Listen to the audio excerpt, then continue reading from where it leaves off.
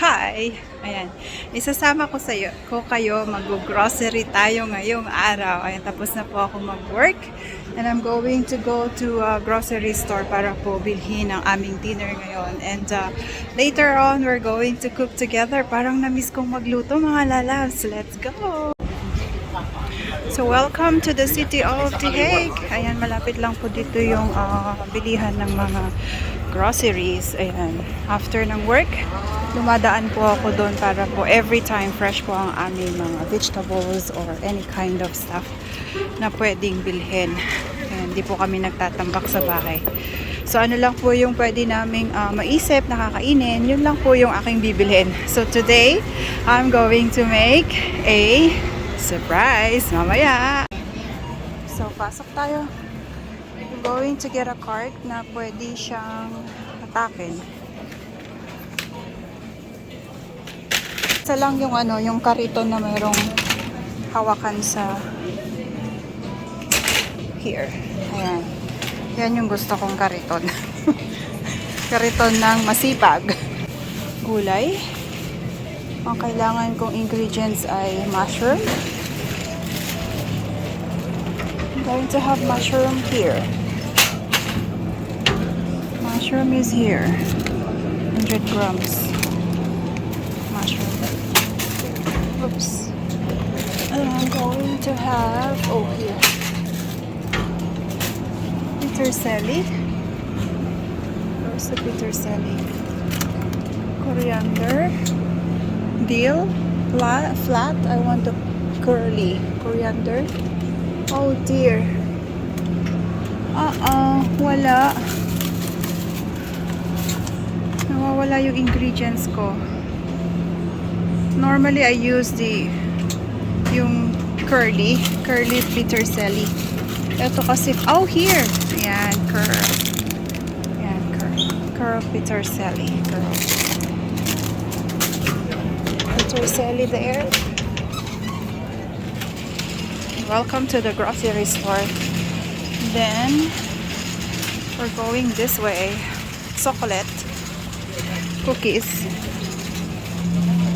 this way. Massive lift.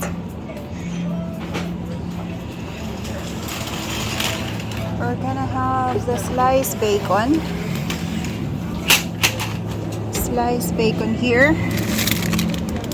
Sliced bacon. Check.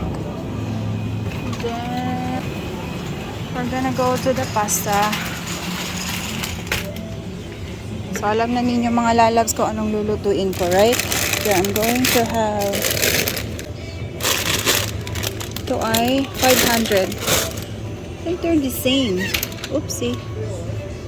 Yeah, they're the same. Okay, just one. Okay, that's it for this, and then we're going to go to the may cheese pa ako sa bahay, so I don't need to buy new one. There you go, and then we're gonna have the here.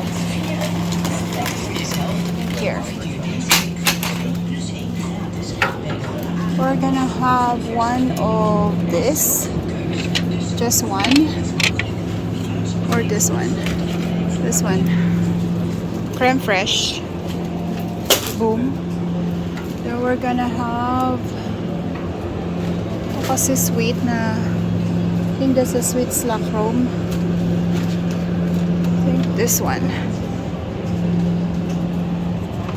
This 1, 2, 3. Okay, tatlong cream.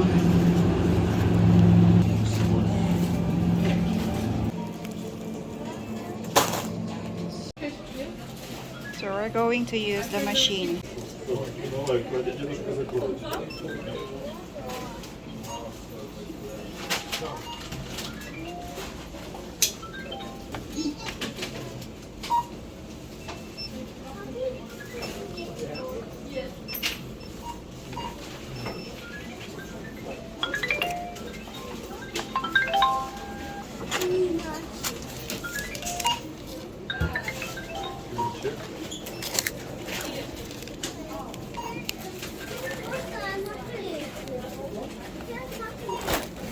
Ayun,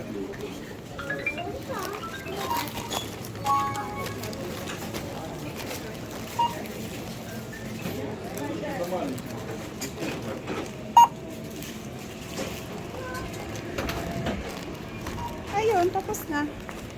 Ang bilis lang. Then I'm going to take my tram over there. Let's go. Na-miss ko yung tram ko. Ayan, so I still have to wait for 10 minutes again. Ayun, umalis na. Tabam!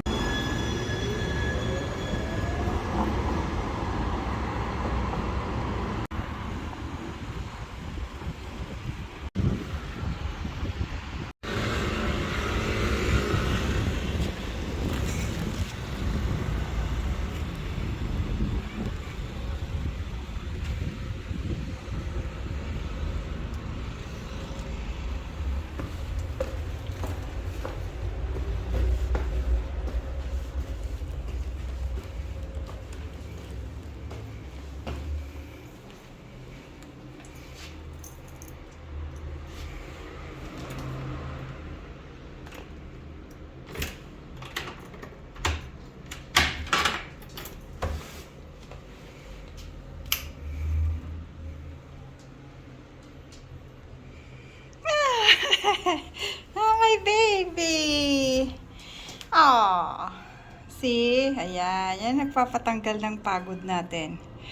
My baby, bubo, chik, chik, sit! Kasi doon ako! Yeah! Come here! Oh. Stretch mo na yan, kagigising lang niya eh.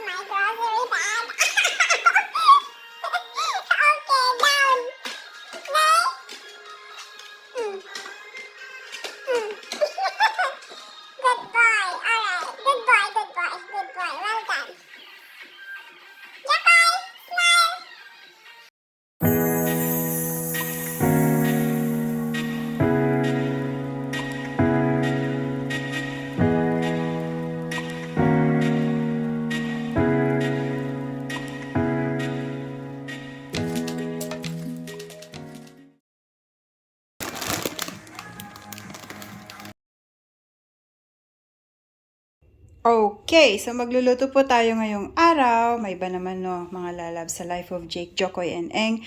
I miss my channel, Me Heart Foodie Officials. Kaya sabi ko, magluto kaya ako ngayon. Ayan, so umpisahan ko po, I'm going to slice 2 onions and cloves of garlic. Ayan, di ko alam hanggang saan po ang tapang na gusto ko. Pero pagdating po sa pasta, gusto ko garlicky. Yeah, so we're going to start the onions and then I'm going to saute my bacon. Alright, so join me.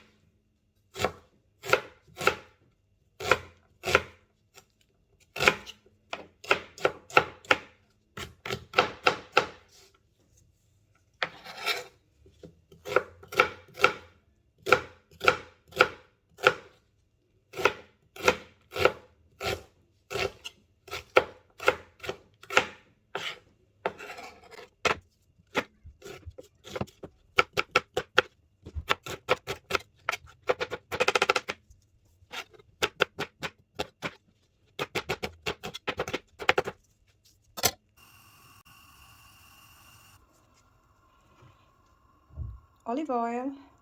Konti lang. Kasi po mag-oil pa mamaya yung ating bacon. Pang ano ko lang yan. Pang ano ko dun sa onions and garlic. Yan. Alright.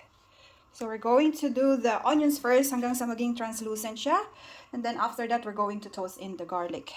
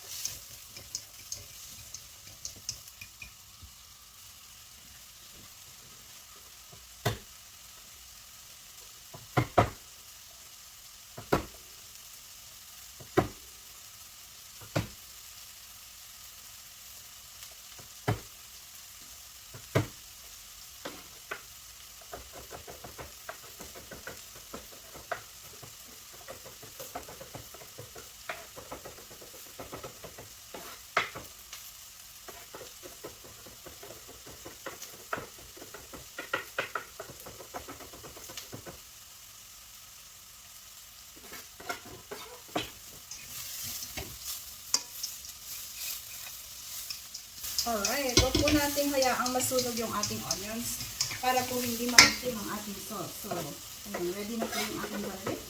I chop it I chop it roughly. Huwag po masyadong dice. Ayoko na masyadong dice actually. I don't know why. It's for your preference. Ayan, kung ano po yung gusto niyo, okay lang po yun. Pero ako ayoko po ng masyadong dice when it comes to pasta. Kasi lumalambot naman yan. Voila. Okay, I'm still gonna use that for my mushroom. Ayan. Alright.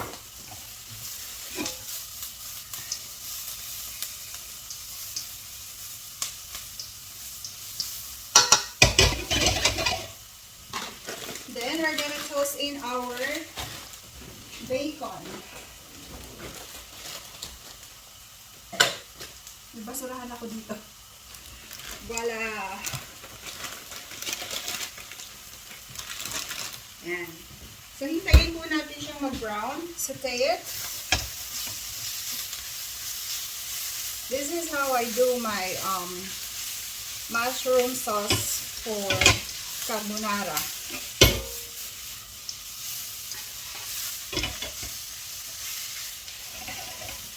We're gonna have carbonara tonight.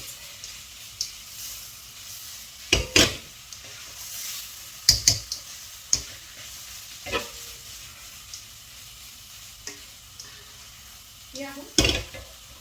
Okay, we're just gonna leave it like this until it's golden brown ng konti. Magiging crunchy-crunchy siya ng konti. Yan.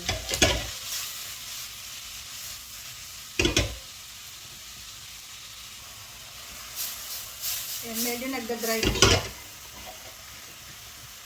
So, habang hinihintay ko po itong maluto, I'm going to slice my mushroom. Let's go. Ayan. Don't forget to drink mga lalabs when you're cooking. When you're cooking.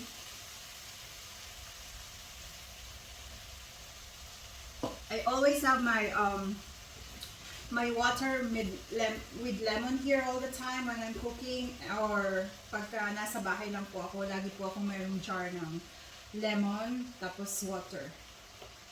So halos maubos ko po yan in one ano lang pag may ginagawa po ako.